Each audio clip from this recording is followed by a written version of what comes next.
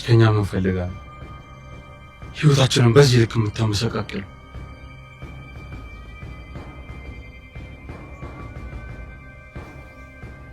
የሆነ የተደበቀ ነገርም አለ። በቅርብ ደርስበታል።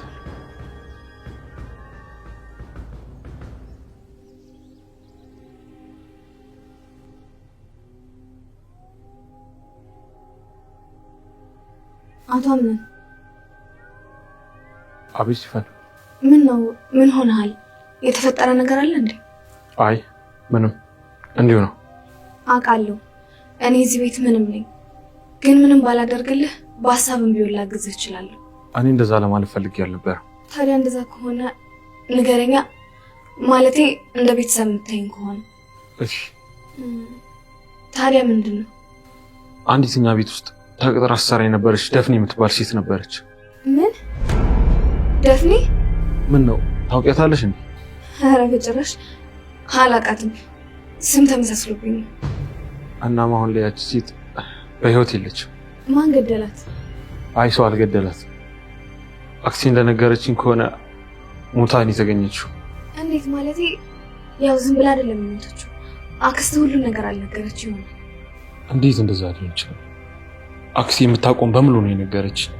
ማለት አሁን ላይ እየተፈጠረ ያለው በሞተችው ሴት ሳይሆን። ታዲያ እሷ ካልሆነች ልጇ ናት። ሴት ልጅ እንዳላት ተነግሮኛል። እናም ያቺ ልጅ ናት ይህንን የተቀነባበረ ሴራ ልትሰራ የምችለው። እሷን አግኝቼ ነገሩን መጨረስ አለብኝ። መጨረስ? አዎ መጨረስ። መግደል ካለብኝ መግደል፣ መፍታት ካለብኝ ነገሩን መፍታት አለብኝ። አዎ አቶ አምነን፣ እኔ በምችለው አግዛለሁ። ክፍሌ ደርሼ ነው።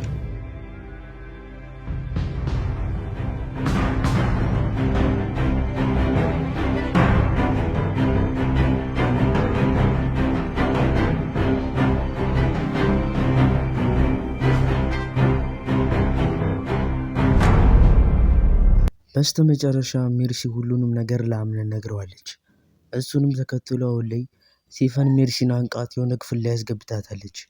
ምን ታረጋታለች የሚለውን ክፍል በቀጣይ የምንመለከት ሲሆን እስከዛ ድረስ እናንተ ሀሳብ አስተያየታችሁ ኮመንት ላይ ያስቀምጡልኝ። ሜርሲ የሰራችው ነገር ትክክል ነው ብላችሁ ታስባላችሁ?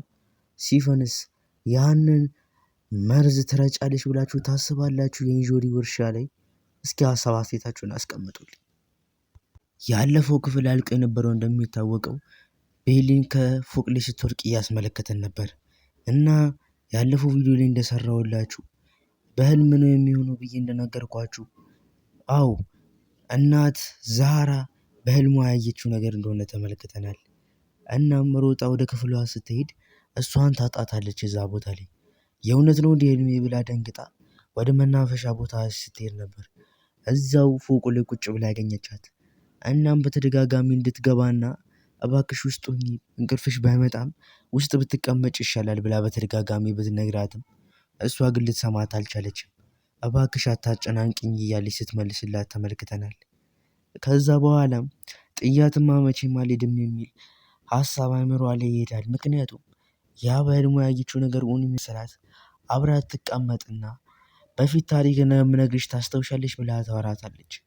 እሷም ታሪክ የምትነግራት እንደማታስታውስና ታሪክ ውድ ነበር ማለት ነው ብላ ስታወራ እያስመለከተን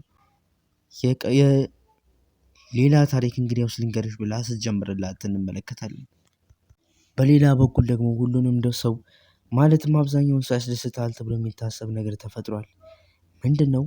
ጄሪ አምነንንና ቤሊንን አንድ ላይ ተኝተው እያለ ተመለከታቸዋለች። በእርግጥ ወጣ ያለ ነገር እያደረጉ ባይሆንም ከአንድ ባለትዳር ወንድ የማይጠበቅ ነገር ነውና እሷን አቅፎ ላዩ ላይ ማስተኛቱ እንዲሁም እሱም አብሯት መተኛቱ በጄሪ ዘንድ በጣም ከፍተኛ የሆነ ቅናት አሳድሮባታል። ለዛም ቤሊን ላይ መጥፎ ለመሆንን ያሰበች ትመስላለች።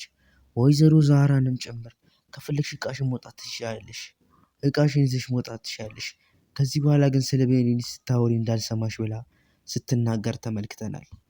ከዛም በተጨማሪ ሲፈን እውነቱን እስክታውቅና ለሲፈን እውነቱን እስክትገልጥላት ድረስ ተናዳና ቀንታ ነበረ።